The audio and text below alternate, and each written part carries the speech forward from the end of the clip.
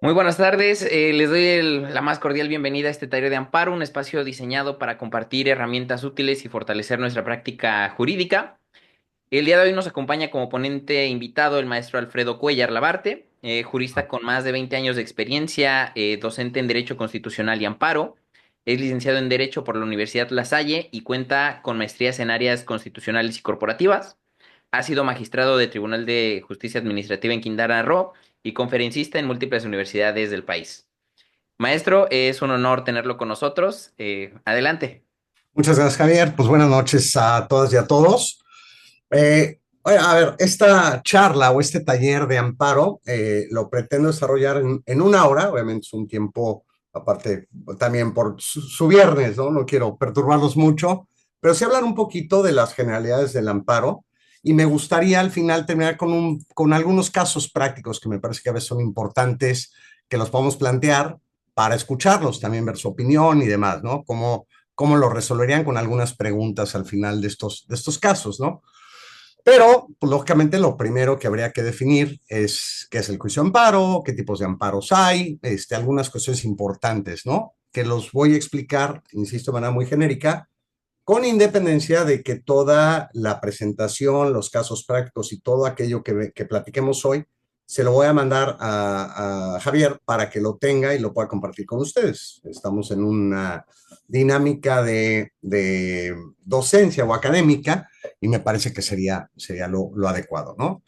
Entonces, bueno, voy a platicarles un poquito del juicio de amparo, les voy a compartir bueno, antes de que les comparta la presentación, déjenme platicarles un poquito qué es el juicio de amparo, qué está pasando con el juicio de amparo. Hoy, como saben, han habido reformas recientes, son reformas que más bien se han ocupado de temas distintos a lo que es la materia de amparo. Sin embargo, sí han habido algunas modificaciones que son importantes, sobre todo por cuanto a los alcances de las suspensiones, los alcances respecto a las normas, cuando se declara la inconstitucionalidad de ciertas normas para los efectos generales. Eso es lo importante que ha pasado. Hay una reforma muy reciente a la ley de amparo, de hace pues, probablemente un poco menos de un mes, y esa reforma tiene más que ver con identificar temas de cambio de ciertas nombres, ¿no? La persona tercera interesada, la persona quejosa y demás, ¿no? Pero bueno, eso creo que para efectos no es tan importante y me parece que, insisto, el tema fundamental es hablar del juicio de amparo.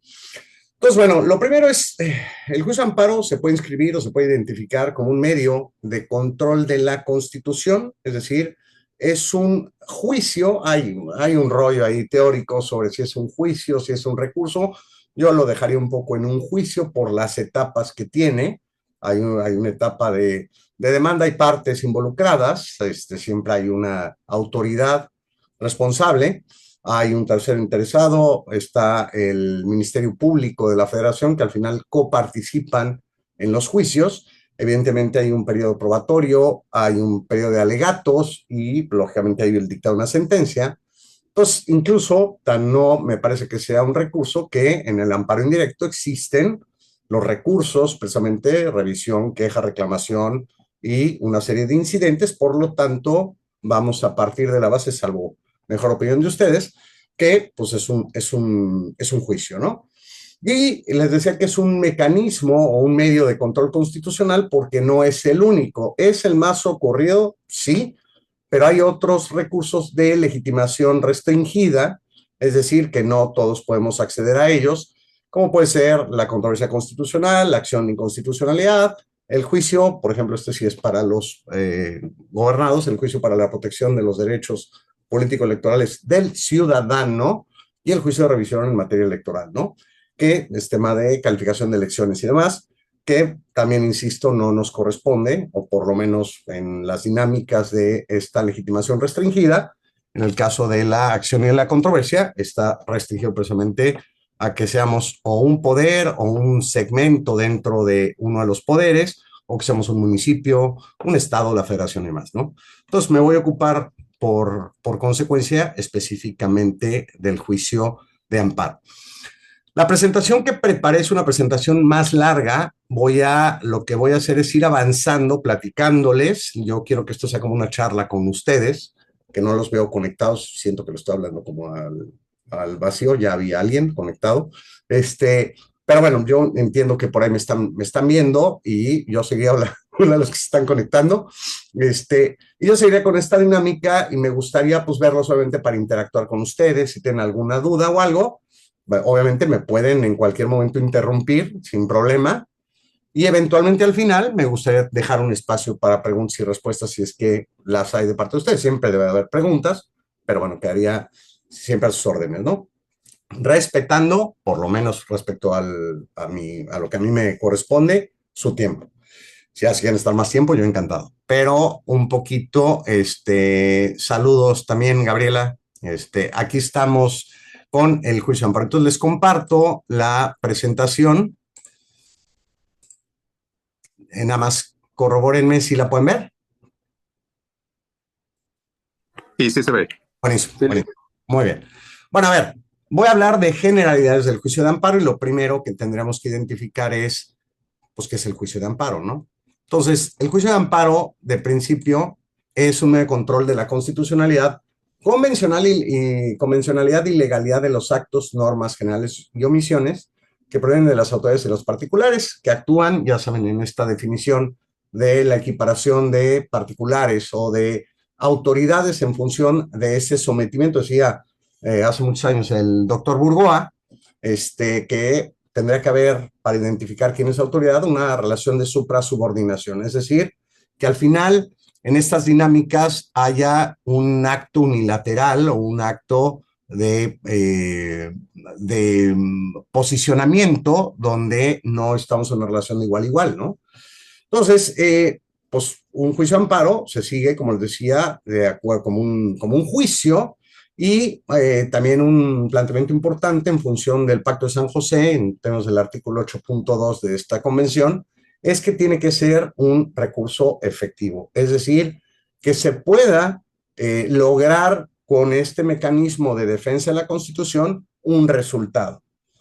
¿Por qué lo digo y por qué hago hincapié en esto? Porque a veces pareciera que en el procedimiento, acuérdense que hay que ir a agotar los medios de defensa ordinarios, a veces parece que tenemos medios de defensa que nos permitirían tener un resultado diferente, pero la realidad es que hay muchas ocasiones que es la misma autoridad la que los va a resolver y salvo que sea algo muy, muy, muy evidente, pues normalmente van a confirmar los actos, ¿no? O sea, el juicio de amparo se propone, por lo menos hasta donde vamos, se propone como un mecanismo real de defensa de la Constitución. Y voy a avanzar con ustedes sobre las diferencias entre el amparo directo e indirecto para que las tengamos presentes, sepamos cuándo estamos hablando de un juicio de amparo directo o indirecto. Me parece que por el tipo de auditorio que tenemos, pues ya lo conocen, pero no está de más. Y si hay algo, insisto, adicional que quieran aportar, siempre bienvenido. Lo primero que hay que identificar, a ver, voy a tratarlo de hacer, mejor lo dejo así, porque si lo abro como presentación formal, ya no los voy a ver a ustedes.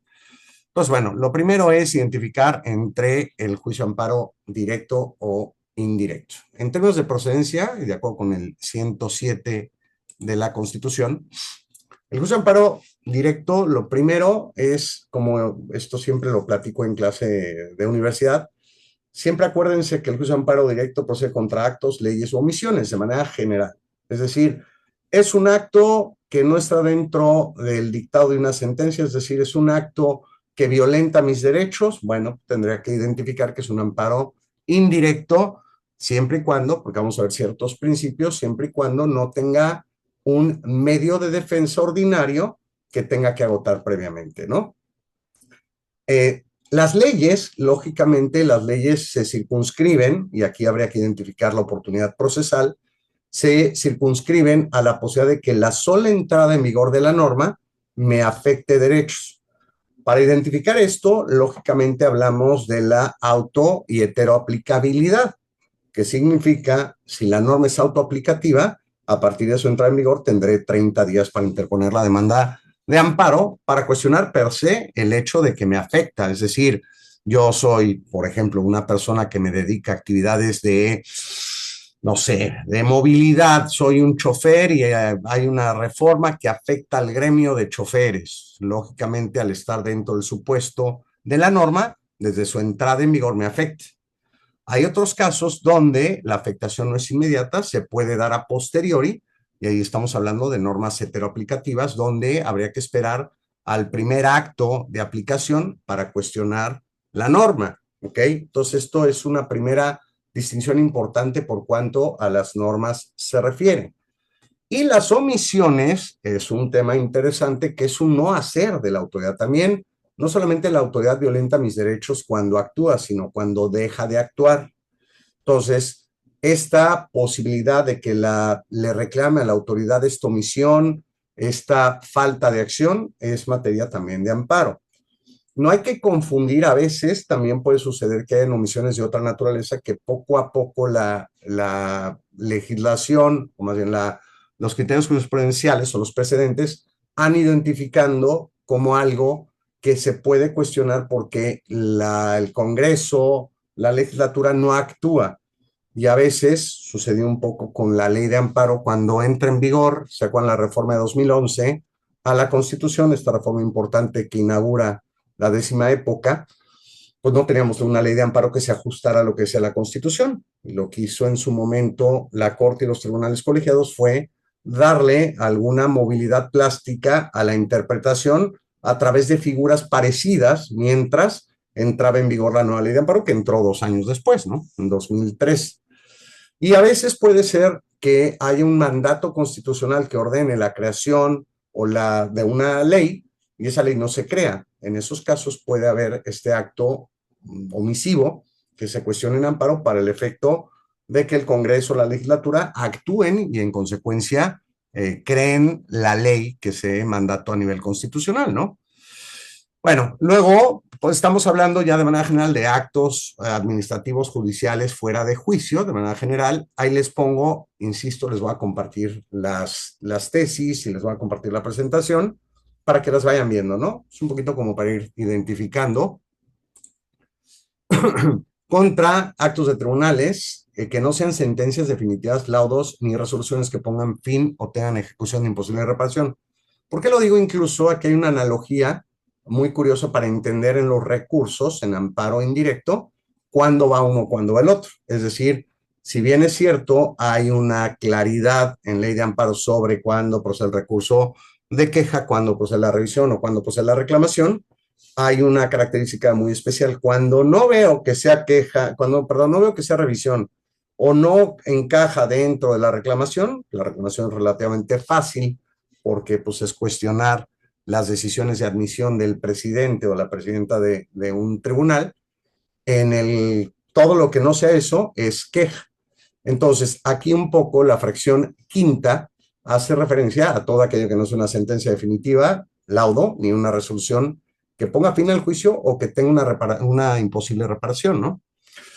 Actos de tribunales, esto es clásica, que afecten a personas terceras extrañas, ¿no? Es decir, este amparo del tercero extraño sea en puridad o por equiparación, es la posibilidad de que, oye, espérame, ni siquiera me han llamado al juicio, o sea, no tengo ni idea de qué está pasando, y lógicamente puede haber una violación a derechos de audiencia, de legalidad, de debido proceso, que se puedan cuestionar a través especialmente de este tipo de amparos, ¿no?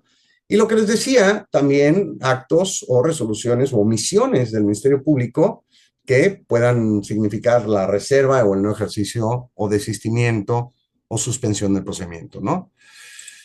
Por último, actos de autoridad que determinen declinar competencias o el conocimiento de un asunto. No hay que confundir. Aquí es precisamente lo que pasa antes de hace poco en una discusión en una clase, preguntábamos contra una determinación de juez de distrito de declinar competencia, de hacer tal cosa. ¿Qué se puede hacer? Nada. Realmente esas son decisiones que no son susceptibles de cuestionarse, ¿no? La acumulación de juicios y demás, no los puedes cuestionar ni siquiera en queja. Hay una contradicción de tesis reciente sobre ese tema.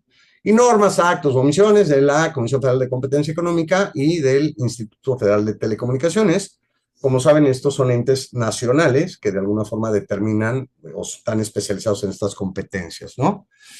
Esto de manera general es la procedencia del juicio de amparo indirecto. Todo lo que significa el juicio de amparo indirecto, no está de más decirles que el juicio de amparo indirecto se promueve ante un juzgado de distrito y la persona juzgadora, lógicamente, proveerá en función de esta competencia sobre la admisión o el desechamiento, depende de qué sea, ¿no? Y lógicamente le llaman también al amparo indirecto el amparo biinstancial. ¿Por qué? Porque ante la decisión que tome eventualmente la persona juzgadora, habrá la posibilidad de cuestionarlo esto en un recurso de revisión del que eventualmente conocerán los tribunales colegiados de circuito. Normalmente en clases universitarias ya no digo más, pero ya en este nivel sí les puedo decir que lógicamente hay algunos casos de excepción donde puede conocer en una especie de revisión extraordinaria de la Suprema Corte de Justicia de la Nación cuando subsiste un problema de inconstitucionalidad, se aplica directamente el precepto constitucional o se deja de aplicar. En esos casos puede conocer la Suprema Corte solamente para pronunciarse respecto a los temas de constitucionalidad, es decir, de interpretación constitucional, y dejando a un lado la parte de legalidad que se supone que también atiende un tribunal colegiado. No hay que confundir este procedimiento especial con la facultad de atracción que tiene la Suprema Corte ante casos que considere que son trascendentales, que pueden ser casos emblemáticos. En ese caso, y ya hay otras reformas ahí, que permiten incluso a los poderes del Estado pedir que haya como casos excepcionales o prioritarios donde la Corte se tenga que pronunciar. La idea general, que me parece que no sé si esté bien o mal, la idea general es que las partes no pueden solicitar esta facultad de atracción, lo tendría que advertir o el tribunal colegiado o que el mismo, como por espontáneo, una especie de acto espontáneo, que la Corte, les iba a decir las salas, pero ya no hay salas a raíz de la reforma, como saben, ya no van a haber primera y segunda salas, sino le va a corresponder todo al Pleno, pero podrían advertir ellos y lo que hicieron, lo que hacen algunos ministros de la Corte es, hace la petición el particular, técnicamente no pueden ellos responder porque no le corresponde al particular, pero los ministros hacen suya esta petición y de repente así agarran algunos asuntos por competencia en esos casos, ¿no? Entonces, bueno, me parece que es muy interesante este planteamiento y también creo que es importante que lo sepan, ¿no? Eso es por cuanto al amparo indirecto. El amparo directo en términos del 170 de la ley de amparo va contra sentencias definitivas y aquí hay, lógicamente, qué se entiende por sentencias definitivas. Es decir, de manera general, lo que les podría decir es hay que identificar si se está resolviendo el fondo del asunto. Es decir, una sentencia definitiva implicaría que se siguió un procedimiento y eventualmente se dicta una sentencia que, como saben, normalmente, salvo en algunas materias muy especiales, la materia administrativa, la contenciosa administrativa, lo normal es que exista un mecanismo para cuestionar esa decisión, generalmente en un tribunal o en una sala de apelación, y eventualmente contra esa decisión procede el amparo directo. En materia administrativa, insisto, hay casos excepcionales donde puede haber una apelación, pero lo normal es que la decisión que se toma en un juicio contencioso es cuestionable solamente en amparo, ¿no? Y ya es un amparo directo. Entonces, aquí, ¿por qué lo digo? Porque vamos después a ver un poquito los principios del amparo y dentro de esos está un principio de definitividad, ¿ok? En el amparo también directo hay resoluciones dictadas por tribunales judiciales o contenciosos, justo lo que les decía, que ponen fin al juicio. En materia penal también hay que incluir las de sobreseimiento y autos que eventualmente en algunos casos decretan la libertad. Y les decía, hay una parte ya muy explorada que hace referencia a la necesidad de agotar el medio de defensa previo, ¿no? Ahora, ¿cuáles son las diferencias? De manera así como que muy básica. En amparo directo, las partes se supone que ya fueron oídas y vencidas en un tribunal que se presume que fue independiente e imparcial. Y ojo, porque la Constitución constantemente, el artículo 16 y 14 hace referencia precisamente a las formalidades esenciales del procedimiento, al debido proceso, a la idea de que se siga de acuerdo a las normas que establecen para el caso, de manera aplicable al caso concreto y demás, ¿no? Entonces, se supone que tú ya cuando llegas al amparo directo ya esgrimiste argumentos, ya se discutió, ya las partes aportaron pruebas y demás, y estás ante el cuestionamiento de una decisión de fondo, una decisión que, bueno, puede estar bien o mal, puede ser que al juez o al tribunal de apelación se le haya olvidado analizar tal o cual cosa, que hay que tener cuidado en esto. Es importante cuando, sobre todo en algunas materias, por ejemplo, la materia civil, ¿no? A veces, por técnica jurídica, yo cuestiono vamos a pensar que yo promuevo cualquier tipo de juicio, ¿no? En materia civil y viene una sentencia que resuelve, se ocupa de lo que las partes reclaman. Hay que diferenciar en términos del artículo 14 constitucional, en materia civil se tiene que resolver sí o sí, es decir, incluso acudiendo a los principios generales del derecho si no hay una solución para el caso, pensando que hay alguna laguna legal o demás. En otras materias, por ejemplo, en materia penal, pues lógicamente hay excepciones donde si la ley no se establece no puede haber pena, ¿no? Si la ley no lo establece. Entonces, con estas distinciones generales, estamos ante un debido proceso que se debe de agotar. Siempre cuando hablo de debido proceso, seguridad jurídica, pues hablo como las reglas del juego, ¿no? Es decir, yo no puedo, a mí dime cómo se juega, a mí dime qué tengo que hacer y cómo lo tengo que hacer, y si yo sigo esas formalidades, la autoridad pues las debe seguir lógicamente. Entonces, cuando la autoridad falta esto, se cuestiona y les decía, hay que diferenciar lo que cuestiono en una primera instancia a lo que cuestiono en amparo. En una primera instancia, la decisión que cuestiono es lógicamente esa sentencia del juez o la jueza civil y en apelación, pues bueno, lógicamente en la apelación van a atender tus argumentos y se van a resolver. En amparo lo que discuto no es lo que dijo la primera instancia, es lo que dijo la segunda instancia, el pronunciamiento de la segunda instancia, que obviamente los jueces de amparo revisan todo, pero particularmente es importante que se cuestione lo que se dijo en la segunda instancia, para efectos de técnica, ¿no? En el amparo indirecto, bueno, y a ver, el efecto, ¿no? Aquí es un tema, pues también muy interesante, podrá ser materia de luego otra charla, pero los efectos a veces hay que identificarlos. Hay veces que yo no puedo, como tribunal, establecer el fondo o la respuesta porque puede faltar algo para pronunciarme, es decir, un tema probatorio, de indebida valoración, que no permita, cuando es indebida valoración sí lo puedo valorar yo, pero cuando la prueba no se ofrece, cuando la prueba se desechó, hay condiciones que no me permiten pronunciarme porque necesitarían justipreciarlas en el tribunal acuo para que puedan a la vez, ya con el pronunciamiento, cuestionarlas yo. Yo un poquito lo que siempre he dicho es, me parece que sí debemos de cambiar esta idea y empezar ya a meternos más a fondo y no forma, ¿no? Que a eso se le conoce en la jerga del amparo como el amparo de reenvío, ¿no? El amparo ping-pong, que me parece que hemos ido mejorándolo, ya no es como antes que cada 5 minutos regresaba, o en amparo indirecto, que podías poner amparo indirecto contra cualquier fase o decisión que se tomaba dentro del procedimiento, y eso hacía eternos los juicios. Hemos ido mejorando un poquito en eso, me parece que se podría hacer un poquito más.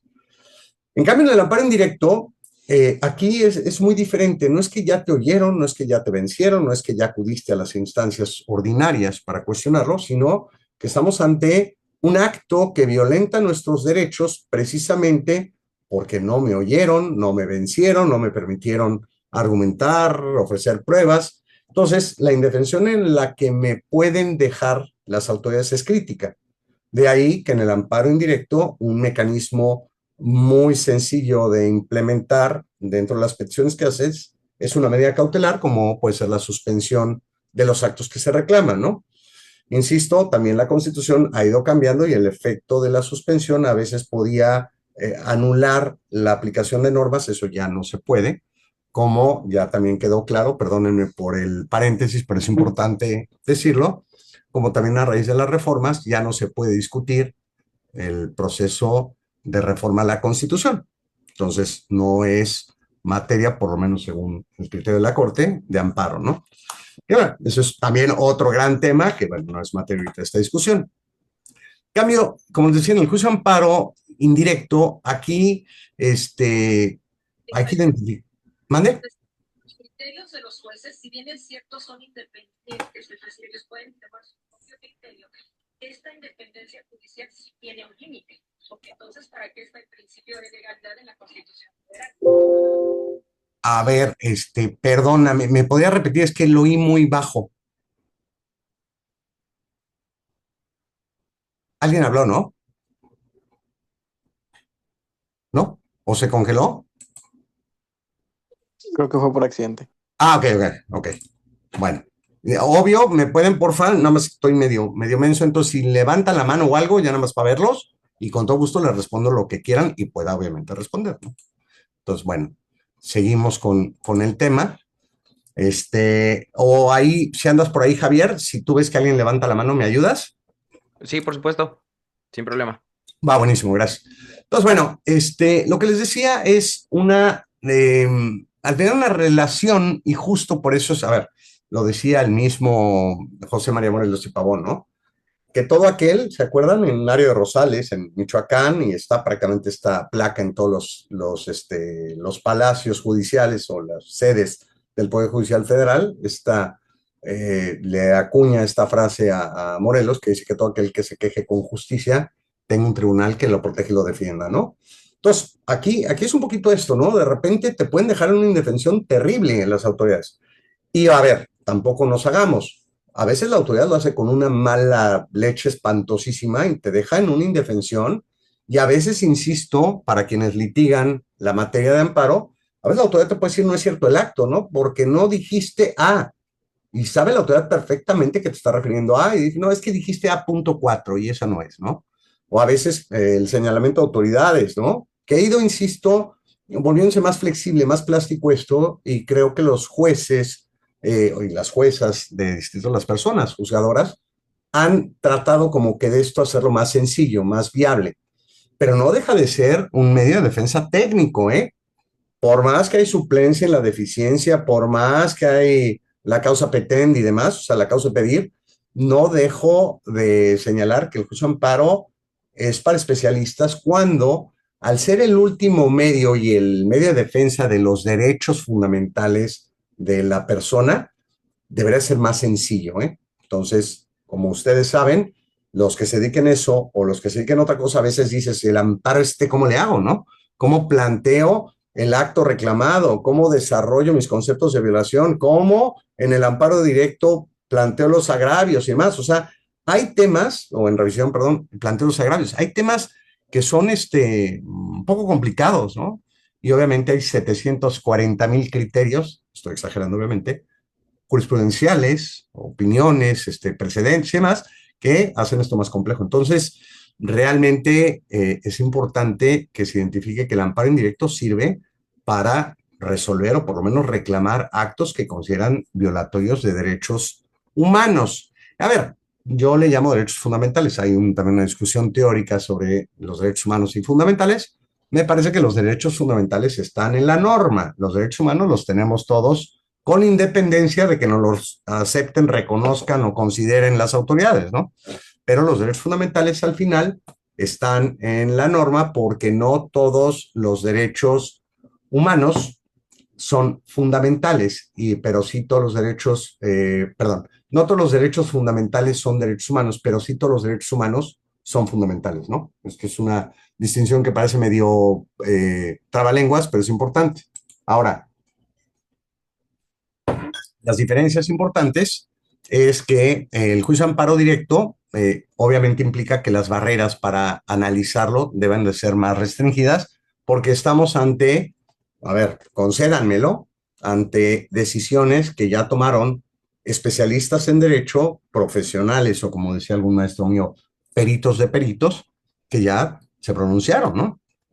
Entonces, técnicamente, eso hace más difícil el amparo directo porque tienes que cuestionar lo que dijeron las autoridades. En cambio, en el amparo indirecto, realmente cuestionas una autoridad, lo que dijo una autoridad no jurisdiccional. Entonces, sobre eso, pues es a veces menos precisa la autoridad o a veces está cuidando otros intereses que no necesariamente son la legalidad o el debido proceso, ¿no? Bueno, por lo tanto, las características de la vía directa e indirecta, pues es precisamente la presentación o ante juzgado de distrito, con la posibilidad de la revisión, y en el caso del amparo directo, es ante el tribunal colegiado por conducto de la autoridad responsable que emite el acto. Es decir, en amparo indirecto tú llegas ante el juzgado de distrito que le corresponda, presentes tu demanda, la turnan, la radican y listo, cayó en el juzgado tercero de distrito de Quintana Roo, ¿no? Buenísimo, del circuito que corresponda al estado donde te encuentres, ¿ya? Y de ahí, pues inicia la secuela procesal, se dicta una sentencia y la puedes cuestionar en revisión.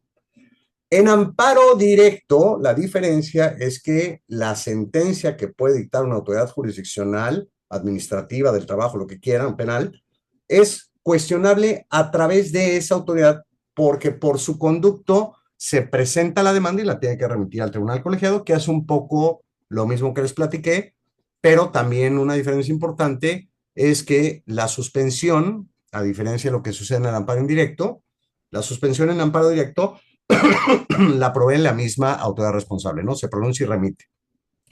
Obviamente el grado de complejidad, normalmente en amparo indirecto respecto a la suspensión, es mucho mayor, por lo que significa la suspensión, que ahorita me referiré brevemente a ella, ¿no? Entonces eso es la distinción para mí fundamental, y en amparo directo, insisto, pues es esto que les digo, ¿no? Entonces, al final estas láminas representan lo que me acabo de echar como de speech, que pues es un poco esto. Entonces, esta posibilidad que debe de estar muy restringida de que la Corte conozca de estas sentencias y más, ¿no? Eso es un poquito el tema. Ahora, me interesa un poco hablar de los principios rectores del juicio de amparo. De manera general, hay un principio de instancia parte agraviada, pero ojo con esto porque, como saben, eh, ya existen criterios que no me parecen muy precisos, pero sobre el interés legítimo y el interés jurídico. Es decir, el interés simple no está sujeto a discusión, ¿no? Oye, le robaron a mi vecino y llegas tú a presentar la demanda, pues que me choca que le roben a los vecinos, ¿no? Pero te van a mandar por un tubo, pues no es tu tema. O sea, está muy triste la situación y qué bueno que sea solidario, pero no tienes un interés. En cambio, si me roban a mí el coche, pues obviamente yo documento que soy el titular del vehículo porque tengo la factura o tengo el endoso o tengo el contrato de compra-venta, lógicamente yo tengo un interés. Eso pues ya lo tenemos un poco explorado. El asunto es cuando hablamos de interés legítimo. El interés legítimo en la definición normativa es complejo porque es la especial situación en la que te encuentras frente a la norma. Y de eso a llevarlo al lenguaje cristiano o en español, pues está medio complicado, sobre todo porque me parece, salvo que alguien me diga lo contrario, que en la Corte le ha faltado como una definición muy clara. Les voy a poner ejemplos, ¿no? En materia de medioambiental, cuando hacemos referencia al medio ambiente sano y la posibilidad de reclamarlo en amparo, pues a veces los criterios es, pues espérame, ¿qué tan cerca estás? ¿Eres vecino? ¿Vives ahí? ¿No vives allá? O puedo desde otro lado, en Chetumal, un tema de Cancún lo voy a discutir, ¿tengo interés legítimo o no? Este ha sido un tema complejo. Y los temas medioambientales, como saben, pues son derivados de principios de progresividad, es un tema generacional. O sea, hay varias cosas que me parece que sí debería de ser como que más categórico el pronunciamiento de la Corte. Pero el interés legítimo, si lo tuviera que definir de manera general, es una situación que al final compartes con otros respecto a un derecho difuso, es un derecho que nos corresponde como sociedad o como grupo, que nos afecta a todos, ¿no? Entonces, pues esos son principios importantes. El principio de relatividad de las sentencias, hemos venido con un vaivén espantoso en este tema. Alguna vez un jurista jalisciense muy famoso, Mariano Otero, cuando plantea en el juicio de amparo, como saben, la Constitución yucateca de 1841, establecía algunos principios que don Manuel Crescencio Rajón desarrolla. Obviamente no es que un día se haya levantado don Manuel y haya dicho, esto se me ocurre. Evidentemente venían de otras legislaciones, de otros tiempos que se fueron sumando. La gran virtud que tuvieron tanto Manuel Crescencio Rajón como Mariano Otero fue incorporarlo a un texto donde aglutinaron una serie de derechos que estaban desperdigados en, insisto, en el Bill of Rights, el Writ of Injunction, el Writ of Mandamus y demás, que eran figuras tanto del derecho inglés, del derecho francés, y de repente las incorporaron, cosa que estuvo muy buena. Nada más que hicimos una macro bolsa, ¿no? Y ahí metimos todos estos conceptos que en muchos países están divididos. Pero bueno, haya sido como haya sido, lo pusimos así. Pero ¿cuál fue la discusión? Que bajo el principio de relatividad se supone que el amparo pues, solamente se va a ocupar de las personas que lo hayan reclamado. Es decir, el derecho que se deduce de la sentencia solo me afecta o me beneficia a mí, que fue el que insisto, me amparé, ¿no? Normalmente el efecto suena medio injusto porque puede haber una norma que declare un tribunal constitucional como inconstitucional y digas, pues es que esa norma es injusta, es ilegal, ya hubo un pronunciamiento, pero como yo fui el que me amparé, pues solo me beneficia a mí. Y los demás que están en la misma situación, por no haber interpuesto el juicio de amparo, pierden ese derecho. Se logra con algunas cosas que se han ido implementando que no han funcionado muy bien, como es la Declaratoria General de Inconstitucionalidad que se incorporó, donde se supone que se puede anunciar que la norma es inconstitucional, primera llamada, segunda llamada a los congresos y a la tercera lo declara la Corte con efectos generales. Pero, insisto, en la utilidad práctica no ha servido para absolutamente nada. Creo que hay uno o dos de estas declaratorias generales, ¿no? Entonces, hoy estamos ante esto y, lógicamente, la tendencia a nivel legislativa de reformas constitucionales es a reforzar este principio de relatividad de las sentencias por temas que ya saben, ¿no? No es ahorita materia de esta discusión, pero lógicamente es una forma de no impactar decisiones de política pública que pueden afectar el funcionamiento por A o por B, se ha ido restringiendo. Y hay otro principio que es precisamente la definitividad del acto, que era lo que decíamos ya, ¿no? Es decir, tienen que cuidar mucho antes de acudir al amparo que se hayan agotado los medios de defensa previos, ordinarios, que establece las normas que regulan los actos que se reclaman. No le jueguen a las heroínas o a los héroes. Si no está claro, si no hay jurisprudencia, y yo sé que a veces eso significa un ratote más esperar en lo que resuelven el medio de defensa ordinario, pero yo sí les diría tengan mucho cuidado, porque si no lo agotan y se van al juicio y había ese medio de defensa previo, se van a quedar como el perro de las dos tortas, ¿no? Ni por un lado ni por otro, porque no agotaste el medio y cuando regreses a plantear el medio de defensa ordinario, igual ya se te pasó el término. O sea, hay que tener mucho cuidado en el principio de definitividad del acto reclamado. ¿Ok? Entonces, esto es un poquito el tema. Ahora, para una charla de 1 hora, me pareció importante hacer referencia a la suspensión. Me parece que ahí podríamos medio parar y decir, bueno, ¿qué es y para qué sirve la suspensión? Cuando yo platicaba en clase, para que se entienda la suspensión, a veces hay que identificar que hay un derecho que se presume que se está violando, pero no solamente se viola ese derecho, sino que el efecto que tiene la violación puede causarme un daño irreparable. Y siempre ponía el ejemplo del tipo que están empujándolo a la barranca y está a punto de caer. Y antes de que lo tiren, porque ya si lo avientan de la barranca, lo mejor que le puede pasar es que se fracture una pierna, ¿no? Si no es que se mata. Entonces, la fractura o la muerte, pues obviamente es irreparable. Bueno, la fractura es un poco reparable, pero me refiero a que son daños o afectaciones de difícil o de imposible reparación. Entonces, un poco la suspensión sirve para que no lo avienten. Espérense, déjenlo ahí en el borde del risco del precipicio. Vamos a revisar si la autoridad lo va a aventar bien o mal.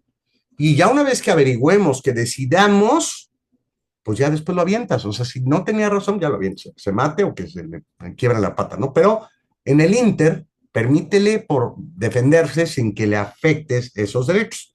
Y obviamente la institución de la suspensión como una medida genérica, cautelar, tiene, obviamente en el plano práctico, va a tener este mecanismo, va a tener diferentes efectos, ¿ok?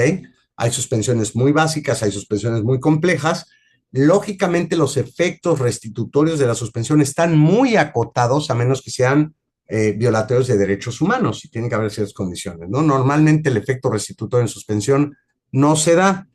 Incluso hubo una discusión hace muchos años con los temas de las clausuras de algunos establecimientos mercantiles, fue un asunto que probablemente tenga 30 años, de una tienda departamental importante donde los abogados que veían este asunto planteaban que las clausuras de establecimientos mercantiles tienen un efecto continuado, es decir, si me clausuras hoy, y antes decían, pues ya te clausuraron, es un daño, o es un acto que es irreparable, está clausurado. Y lo que defendían es, no, espérame, es que día con día me estás afectando, porque se clausura hoy, que es viernes, pero también falta el sábado, el domingo, el lunes, el martes y así. Entonces, el criterio que se desarrolló fue, a ver, espérame, hay que ver si el acto es continuado, si ese acto te está afectando constantemente, o es un acto que su sola implementación ya te causó la afectación y ya no hay nada que hacer, ¿no? O sea, a raíz de eso, se ha planteado que la suspensión, ojo, de manera general, acuérdense que hay género y especie, es una medida cautelar que impide que el acto o la norma reclamada se ejecuten, se continúen ejecutando o se afecten, que afecten a la persona quejosa durante el tiempo que dure el juicio. A ver, hay un planteamiento muy básico porque antes se hablaba de quejoso o agraviado, ¿no? Y la definición básica, nada más para que lo sepan, en la interpretación es que el agraviado podemos ser todos, pero quien hace valer el derecho, es decir, a mí mañana me desalojan de mi casa y me da mucho coraje, pero no hago nada. Entonces, ¿me agraviaron? Sí, pero no hice valer el medio de defensa, en este caso pensando en el amparo, por lo tanto soy agraviado y no quejoso. Quejoso es el que ya hace valer el derecho, ¿no? De manera general, la palabra no me encanta porque parece como si te quejaras así de, y cuando en realidad pues es el titular de un derecho que tiene toda la libertad para cuestionar un acto de autoridad, ¿no? Aquí hay que entender que un principio francés muy viejo que es que las autoridades solo pueden hacer aquello que les está permitido y nosotros podemos hacer lo que se nos pegue la gana a menos que esté prohibido, que es un planteamiento diferente. Y obviamente la autoridad se tiene que ceñir a establecer dentro de sus facultades, competencias, tiene que aplicar así la norma, tiene que aplicar cualquier acto ajustándose a esos parámetros, ¿no? Entonces, un poco la suspensión tiene o pretende conservar un poco la materia que está reclamando del acto para que, insisto, no lo dejes en indefensión. Y les digo, hay algunas medidas de tutela anticipada, ¿no? Ahora, hay suspensiones de oficio y de plano que tienen que ver que con el mero planteamiento que haga que el tribunal, de manera oficiosa, se pronuncie sobre ese tipo de suspensiones. De oficio, pues obviamente, y en la vía incidental, sin necesidad de petición de parte, se abre un incidente, por ejemplo, en el caso de la extradición, ¿no? Y la clásica, que es a petición de parte, donde yo solicito que se suspende el acto y entonces en ese caso, pues es precisamente cuando la autoridad se va a pronunciar en un expediente independiente, es decir, el cuaderno o el expediente principal e incidental, ¿no? Entonces, a ver, si lo trata de explicar muy rápido, por el tiempo de ustedes, insisto, en un planteamiento clásico de un incidente de suspensión, tendríamos que en primer lugar hay una suspensión provisional donde pues, la autoridad, acuérdense que la Constitución hace referencia a la apariencia del buen derecho y al peligro en la demora bajo ciertos principios del artículo primero constitucional. Muy bien. Entonces, ¿qué ve? La autoridad dice, híjole, me late que tiene razón el gobernado, el particular, la persona que se está quejando, y es una especie de corazonada. Los americanos en sus procesos constitucionales hablan de corazonada. Y aunque suena raro, me parece que al final es una corazonada. Te da la impresión con la información que tienes unilateralmente, porque no te ha contestado la autoridad responsable, que suena lo que te están diciendo. Entonces, esa verosimilitud hace que te pronuncies, por eso le llaman suspensión provisional. Te pronuncias provisionalmente sobre la suspensión y dices, oye, me parece que sí, hay una afectación, concedo la suspensión para tales efectos. Hay que delinearlos con mucha claridad. Y eventualmente ante la rendición de los informes previos y demás, va a haber un segundo pronunciamiento para confirmar, desestimar, cambiar la suspensión en función ya de la información que te provea la autoridad responsable o las autoridades responsables. Entonces, no necesariamente porque te concedan una suspensión provisional, significa que te van a conceder una definitiva. Insisto, va a depender ya con muchos más elementos la autoridad, va a pronunciarse y va a decir, sí, sabes que si se pasó la autoridad y por lo menos, ojo, no me voy a meter al fondo. Yo no puedo con la suspensión entrar al fondo, aunque se habla en la apariencia de buen derecho como una especie de mirilla donde te asomas y dices, me da la impresión de que este asunto va mal, pero eso es para efectos de concederla, no para efectos de ya pronunciarte en definitiva. De eso va a depender el juicio principal o el cuadro principal, donde se van a aportar medios probatorios que generalmente no se aportan con la misma fortaleza o tan robustos en el cuadro incidental. Por lo mismo, porque como es un medio o un mecanismo muy rápido, esta celeridad hace que no puedas estar admitiendo pruebas de todo tipo. La clásica, pueden haber documentales, puede haber alguna inspección judicial, pero no puedes presentar un peritaje de grafoscopía, porque si no se acaba el sentido de la suspensión. Será materia del fondo y será materia del juicio en lo principal, ¿no?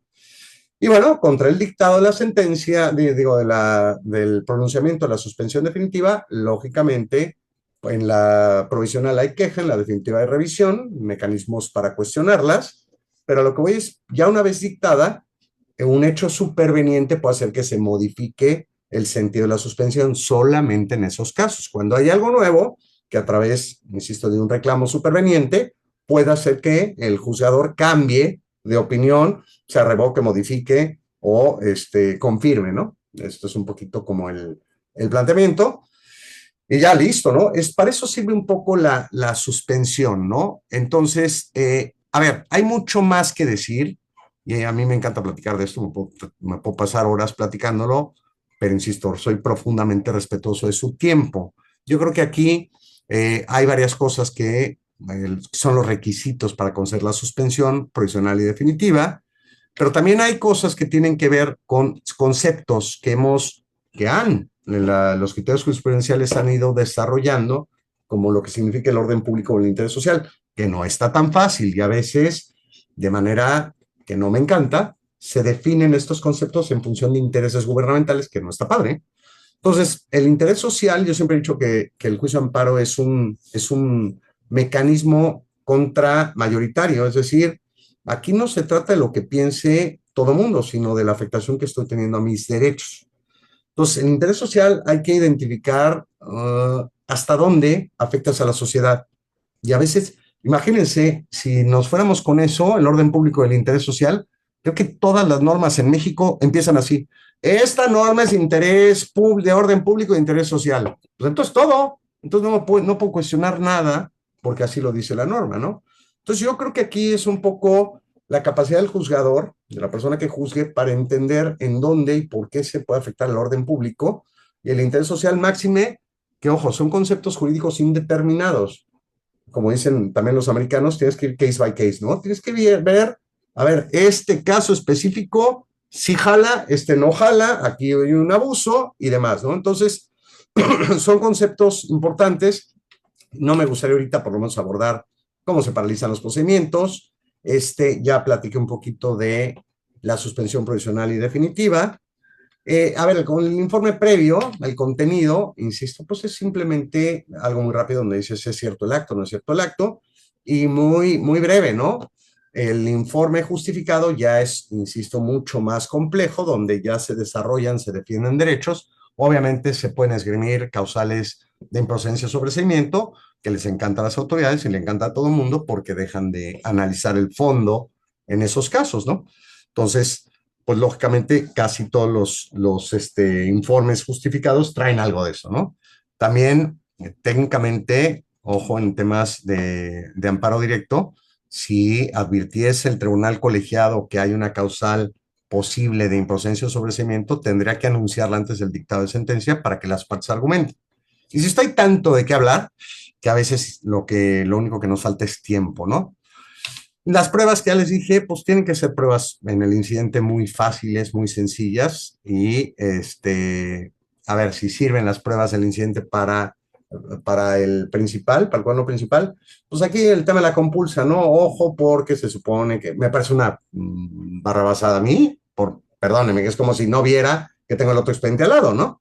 Pero bueno, pero se supone que tienes que hacer una compulsa y decir, a ver, están aquí estas pruebas, técnicamente porque se supone que se separan los expedientes después, ¿no? Entonces, hay que tener cuidado en eso. ¿Qué efecto tiene la suspensión? Aquí les compartiré con Javier este cuadro que me parece que es importante, como algo muy básico para que vayan sabiendo qué alcance puede tener la suspensión por cuanto a efectos, ¿no? Y lo que les decía, los efectos constitutivos de la suspensión prácticamente no existen a menos de que haya una violación directa a los derechos humanos, cuyo efecto podría ser reparador, mientras pasa eso, ¿no? Bueno, aquí es un poquito cómo se resuelve, pero esto es más para juzgadores, ¿no? Como, a ver, va por acá, tiene que pronunciarse, esto tiene que fijar los efectos, tiene que dictar las medidas para pronunciarse sobre la conservación y poner algunas condiciones de la suspensión. Oye, si puedes, el otro día me contaba alguien que pues quiso cuestionar, ya le habían llegado como 6 visitas de inspección y dijo, ya, acabo de promover una suspensión para el efecto que ya no me estén visitando, ¿no? Dije, no, tampoco puedes eso, pues la capacidad de visitarte es una facultad que tiene la autoridad. Tú no puedes pedir una suspensión para el efecto de que no te siga visitando. O sea, es un dolor de muelas lo que está haciendo la autoridad, pero es su facultad. Y cada intento por un acto, ahora no es el tema del aceite que se está yendo al manto freático, ahora es el detergente que usas para lavar el parabrisas, ¿no? Bueno, son actos diferentes de fiscalización que no por eso puedes pedir una suspensión para que no te estén dando lata. Entonces, habrá que identificar esos, ¿no? Cuando surte efectos, este es importante, cuando surte efectos la suspensión, pues bueno, desde que se pronuncie el acuerdo, ¿eh? Y la autoridad responsable, que esto era una práctica muy común. Ay, no, pues no me ha notificado y me hago güey, me doy la vuelta, no la recibo y pues ya lo ejecuté. No, espérate, es a partir del dictado. Y la autoridad tiene la obligación de retrotraer los efectos a partir del momento del dictado de la determinación suspensiva, ¿no? Entonces, esto es importante que se sepa, e insisto, traté de agarrar como que lo más importante. A ver, y viene todo el tema de los requisitos, ¿no? La autoridad técnicamente cuando va a afectar, porque en el juicio de amparo les platicaba, muchas veces hay un tercero interesado, alguien que está interesado en que la decisión de la autoridad subsista, es decir, que ese acto que yo reclamo en amparo no proceda, no se sostenga y por lo tanto, pues tengo alguna vinculación en el sentido que lo determinó la autoridad de origen, la autoridad responsable. Pero puede haber una suspensión que me cause un efecto a mi persona tercera interesada, que pues tenga una significación económica y demás. Para esos casos, la suspensión tiene que fijar ciertas garantías. Hay temas de efectividad y hay temas, creo que acá lo puse, bueno, hay temas que de alguna forma tienes que cumplir con ciertos requisitos, los que ya platicamos, y la otra es, bueno, ya, cumples con los requisitos, listo. Ahora, para que se haga efectiva necesitas garantizar, porque si no garantizas, en los términos se puede ejecutar el acto. Y ahí entra otra figura que es la posibilidad de la contragarantía, ¿no? Que es, bueno, a ver, yo digo como en el póker, ¿no? Va esto, mi resto y doblo la apuesta, ¿no? Es decir, lo que voy a intentar es, a ver, espérame, si esto vale la suspensión, pues yo voy a otorgar precisamente una contragarantía para que sí se ejecute el acto, que habrá que ponderar todos los gastos que hizo, quién tramitó la garantía y demás, ¿no? Que me parece que es un poco secundario, pero también aquí está explicado todo lo que tienen que hacer y las formas en las que se otorga la garantía. La verdad es que son varias formas. Puede ser la caución, la fianza, hipoteca, prenda, el billete de depósito clásico, que hay que cuidar mucho cómo lo pones, a nombre de quién, para qué efecto, identificar el juicio de amparo. Ahí yo les recomendaría que fueran a su juzgado preferido a preguntar cómo quieren que se otorgue el billete de depósito, ¿no? Para que no se metan en problemas. Y les digo, a ver, los criterios a veces son 6 meses, a veces vas a cuantificar y demás. A veces es muy complejo determinar la cuantía en una suspensión. Y ojo, porque hay responsabilidad del juzgador si la contragarantía es ilusoria o es absurda, ¿no? Hay que tener mucho cuidado en eso. Oye, traes un proyecto de 10 millones de dólares y te fijo una garantía de 1,000 pesos, espérame, no, eso no va a justificar, ¿no? Y la contragarantía, como les platicaba, era un poquito este tema, ¿no? Y cómo se fija el importe y demás, cómo se hace efectiva la garantía, porque él ya una vez que termina todo el show, pues si te quiero ejecutar la garantía, me tengo que esperar 6 meses y le pido al juzgado que me otorgue el billete que se haya dado, la caución, para efectos de la ejecución de la garantía, ¿no? Ya les había platicado el tema de modificar o revocar la suspensión, sobre todo, insisto, cuando se trata de hechos supervenientes, ¿no? Y bueno, de acá vamos con el procedimiento de amparo indirecto. Me parece, insisto, que hasta acá lo voy a dejar, Javier, a reserva de que después, si quieres, podemos hacer una segunda charla. Ya cumplo la hora. Y me gustaría, antes de que terminemos esto, hacerles un planteamiento, a ver si alguien me ayuda a contestarlo. Voy a dejar de compartir esto rápidamente para verlos. Espérenme. Muy bien. Bueno, veo a 3 personas. Y bueno, a ver, quiero compartirles, Abel, hola, quiero compartirles espérame, a ver, acá está, espérame un segundo. Taller de amparo, casos. Fíjense, me gustaría como ponerles, se los voy a compartir rapidísimo. Ah,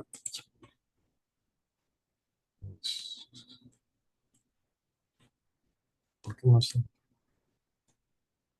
Espérenme. A ver.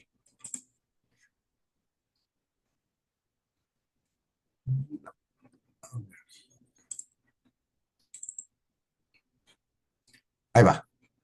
Denme un segundo. Casos. Ahí está.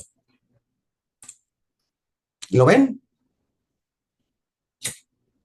Sí, maestro, sí, sí se ve. A ver, este tema me parece interesante. Es muy rápido, nada más como hacer el planteamiento.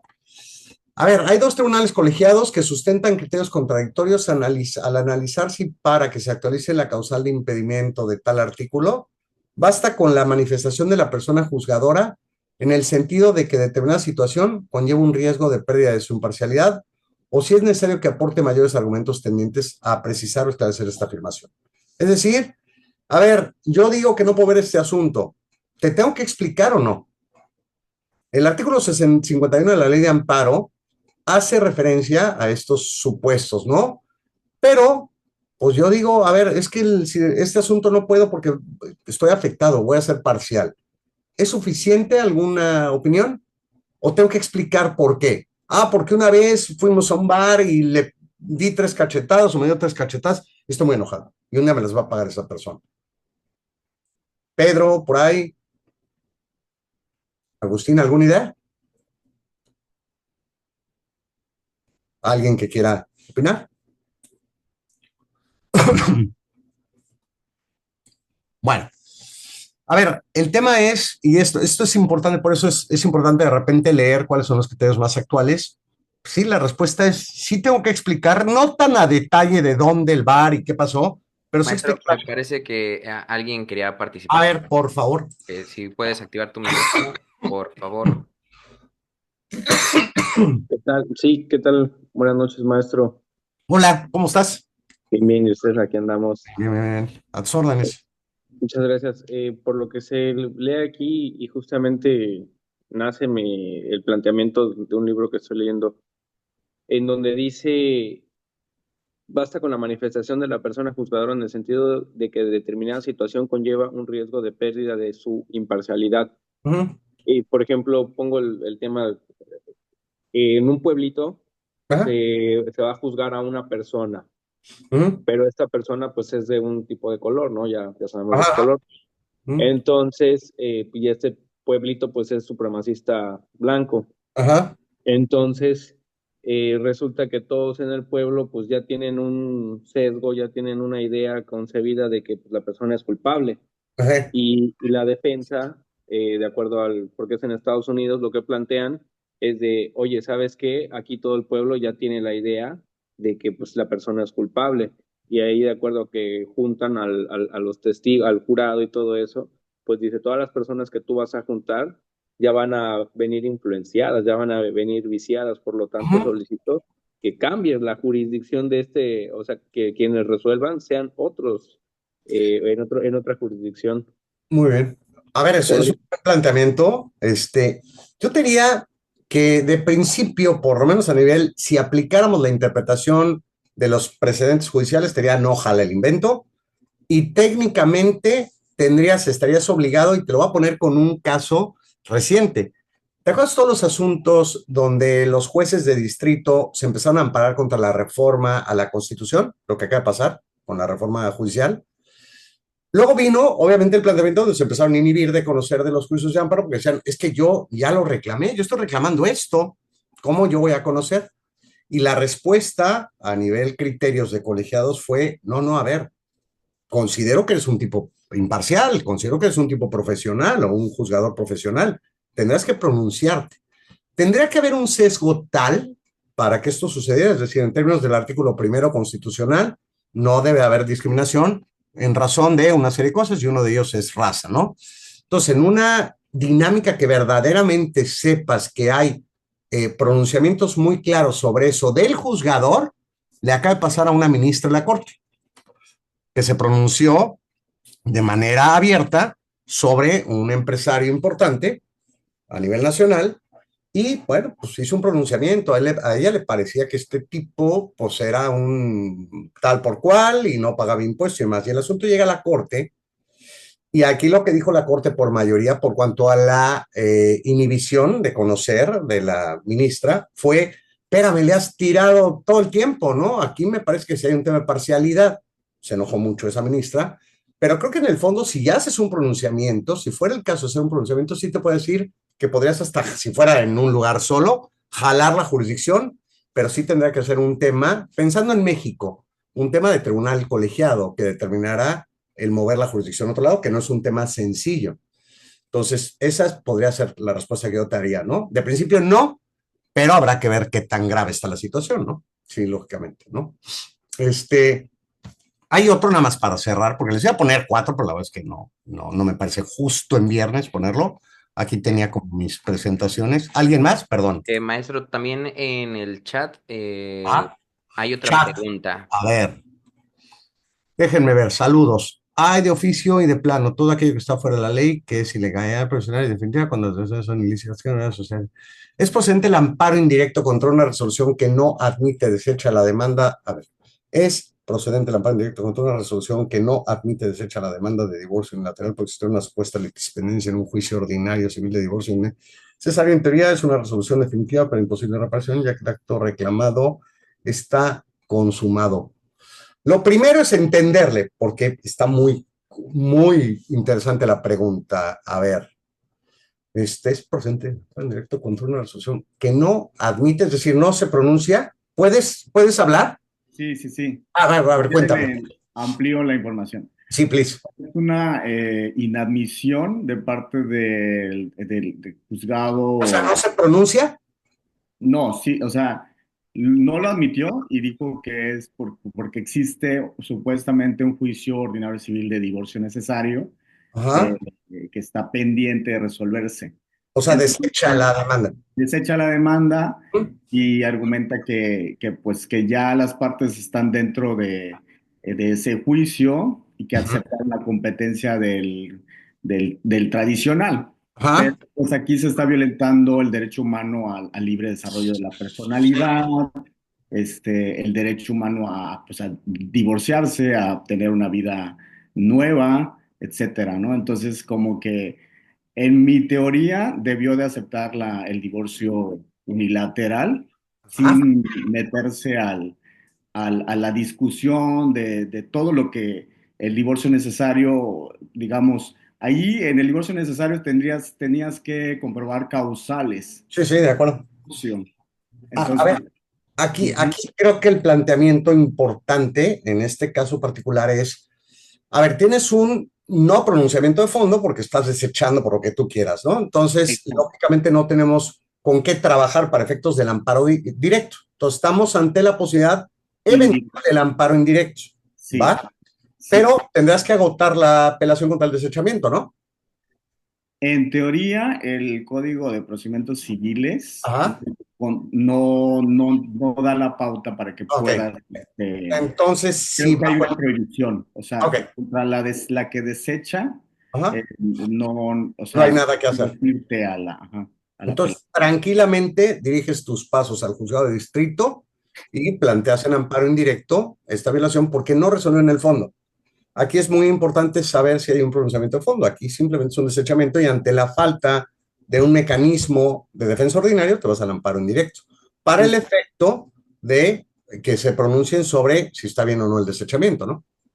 Exactamente, ese Sí, es el planteamiento, porque no existe un mecanismo de defensa sí. ordinaria en Yo teoría. así lo veo, yo así lo veo, coincido contigo. Ok, Coincido. ¿Ah? muchas gracias. De nada. ¿Alguien más? No veo a nadie. Ok. A ver, nada más uno. Me voy a salir. Según yo tengo otro. Les había preparado otro. Caso de interés legítimo. Ok. A ver qué piensan de esto. Déjenme dejarles de compartir y ahora les voy a poner este rapidísimo, que me parece, la verdad, muy padre, muy interesante. Mm, Voy a compartir. Caso interés legítimo. A ver, diversas mujeres residentes en el estado de Puebla promovieron un juicio de amparo indirecto contra los artículos tales, ¿no? Es un amparo contra leyes, ambos para la entidad, insisto, en Puebla, que en su conjunto penalizan el aborto. La persona juzgadora de distrito sobresee en el juicio al estimar que las quejosas carecían de interés legítimo para reclamar estos preceptos porque no demostraron encontrarse embarazadas o sujetas a un proceso penal por la comisión del delito de aborto. ¿Qué piensan ustedes? ¿Tienen interés legítimo? ¿Sí o no? ¿Qué piensan? Buenas noches. Hola. Hola, maestro. ¿Qué onda, Damián? ¿Cómo estás? Bien, bien, gracias. Qué Bien. bueno. Cuéntame, ¿qué piensas tú? Yo considero que sí pueden acreditar interés legítimo ¿Ok? por la situación de la concepción. ¿Ok? Al final del día están propensas a concebir un hijo, entonces si lo planteamos de esa forma, yo creo que enseguida acreditamos el interés legítimo, ¿no? Pero pues Ajá. es cuestión de plantearlo. Sí, a ver, es muy interesante, les voy a compartir ahí también, se lo voy a mandar a Javier, esta respuesta, porque habla precisamente en el análisis de una estigmatización por discriminación. Es decir, a ver, no me digas que no puedo cuestionar una figura que al final vincula la calidad de madre o de mujer con maternidad. Entonces es una decisión que a mí me corresponde, pero pues es mi capacidad de decidir en su momento. Entonces, no me voy a esperar hasta que el tema esté embarazada, ¿no?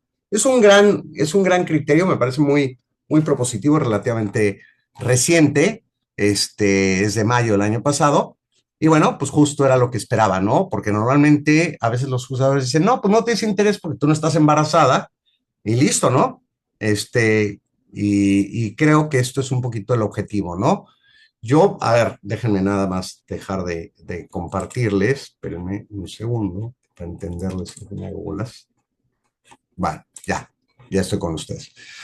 A ver, un poquito, a ver, perdón, Pedro, habías puesto ahí de oficio y de plano todo aquello que está fuera de la ley, que es ilegal, hay prohibición en la ley definitiva. Cuando las violaciones son ilícitas, que no vaya a suceder, ¿no? Pedro, ¿andas por ahí? Ya te vi, Pedro.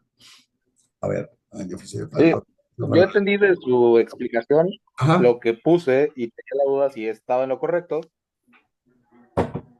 Son ilícitas que no deberían suceder. Pues sí, es una manera de explicarlo, claro, estás bien. O sea, se trata al final, hay casos donde es evidente que el pronunciamiento tiene que paralizar. Te hablaba por ejemplo, de una extradición, pues a ver, es evidente que eso es lo que pretendes, ¿no?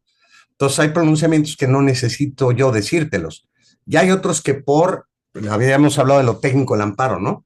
Y esto es una obra de arte en el sentido de que el abogado, la abogada que plantea un amparo tiene que estar, como yo, por lo menos cuando plantea los amparos, sobre todo las suspensiones, cuidaba mucho los conceptos porque de verdad puedes hacer unas maravillas con la solicitud de suspensión. Obviamente que suenen, pero de una vez ir señalando efectos, para qué, cuánto tiempo, por qué, porque a veces nada más decimos, y conceden la suspensión provisional y definitiva para los efectos legales que procedan, ¿no? Para que no me detengan, para que no, entonces no, tengan mucho cuidado porque, insisto, es como modelo para armar. Entre más cuidadosos, más genéricos seamos, y aparte les voy a decir una cosa, una maravilla, cuando haces planteamientos suspensionales grandes, porque la autoridad se tiene que pronunciar sobre todos.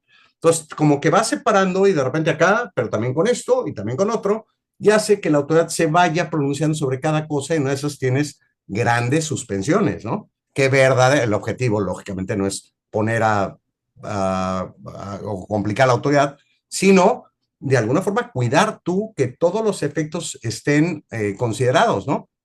Porque a veces se nos falla algo en la suspensión, te ejecutan y te dicen, pues es que no lo pediste así. Entonces, simplemente es eso, ¿no? Cuidar eso. Pues bueno, me pasé 15 minutos y salvo que ustedes tengan preguntas, insisto, lo que menos quiero en un viernes, ya previo a las vacaciones, es quitarle su tiempo innecesariamente. Javier, quiero decirte que cuando quieras, acá estoy siempre a la orden para platicar. Muchas gracias. Entonces, y ojalá haya sido de utilidad para todos, esta plática, ¿no?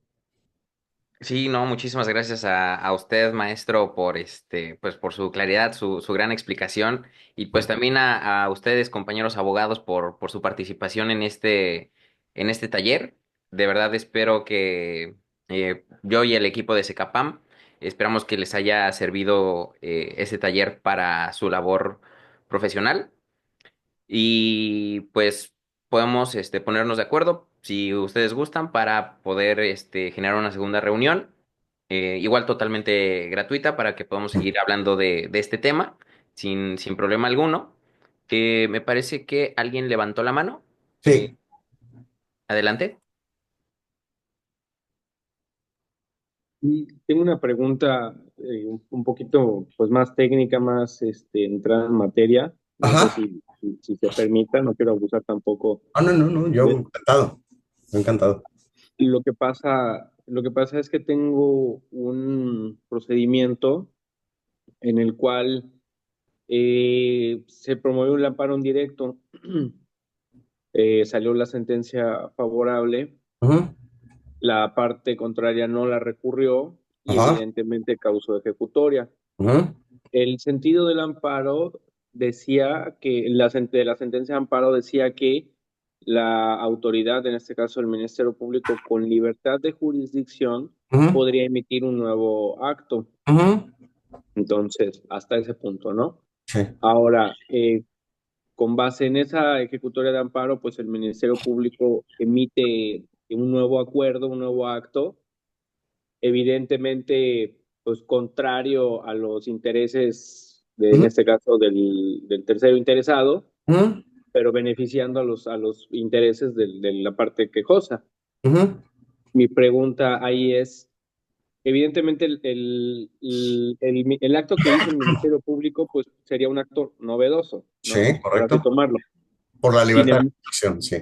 sin embargo, pues esta determinación deviene de una sentencia de amparo y que en su momento, pues la parte que no se vio favorecida, pues pudo haber recurrido a través del recurso. Ese es como que mi criterio. Ajá, Yo supongo o intuyo que podría él, ¿no? Presentar su demanda de amparo, ahora sí que para querer suspender los efectos de este nuevo acto del Ministerio Público. ajá, Sin embargo, no creo que prosperaría en sentido de que pues deviene de un análisis o de un estudio. ajá, ya amparo. Esa es mi pregunta propiamente, ¿no? O sea, ¿prosperaría si la parte contraria impugnaría esa determinación en virtud de que pues ya hubo un razonamiento y ese acto novedoso fue pues con la libre jurisdicción? Ahí va. Gracias.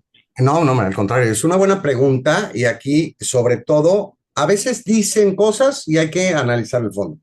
Generalmente, cuando en el amparo, cuando depende si se recurre o no se recurre, te dan libertad de jurisdicción para el dictado de otra. Hay que cuidar cuando son lineamientos o cuando es libertad de jurisdicción.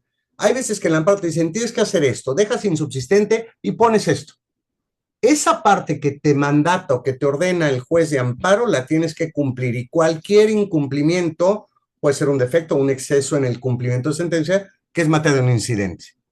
Pero cuando hay libertad de jurisdicción, el problema es que le permite, precisamente por esa libertad, a la autoridad de emitir otro acto.